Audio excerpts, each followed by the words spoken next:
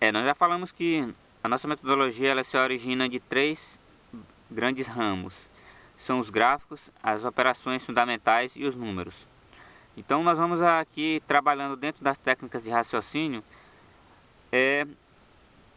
a trabalhar as múltiplas visões que a gente deve ter de uma determinada coisa para facilitar o raciocínio. Elas são inspiradas, claro, nessas linhas matriciais, mas não irão detalhá-las totalmente. Por exemplo, aqui a gente explora a ideia de aumento e diminuição, de igualdade, o dualismo, um dualismo essencial, que a gente pode usar a ideia de retorno, e são algumas ideias que a gente pode extrair.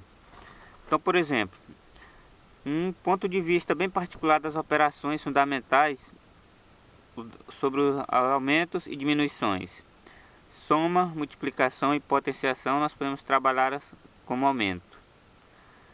Subtração, divisão e radiciação podem ser trabalhadas também como diminuições. Então, esta é uma visão muito particular que vai ajudar em determinados assuntos. Outro ponto de vista é a ideia de início, meio e total. Claro que isso aqui é muito particular e depende da intuição do aluno. Por exemplo, mas talvez vamos pegar essa ideia de base, meio e total. Claro que como, por exemplo, a potenciação, base, meio e total, como a ordem dos fatores não altera o produto, ela não tem tanta utilidade em termos fixos. Mas essa aqui já pode ser interessante. Total, início e meio. Meio, total, início, que seria a radiciação. Aqui a base seria o meio e o total.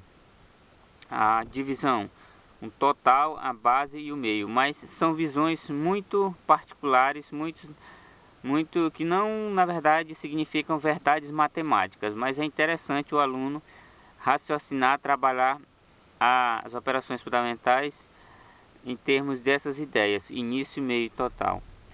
Aqui outro ponto de vista bastante interessante, que é a ideia dos iguais e diferentes. Então, soma e subtração a gente utiliza como um elemento caracterizador dessas operações as diferenças, a multiplicação com a igualdade e a potenciação, a igualdade e diferença ao mesmo tempo, que ela engloba a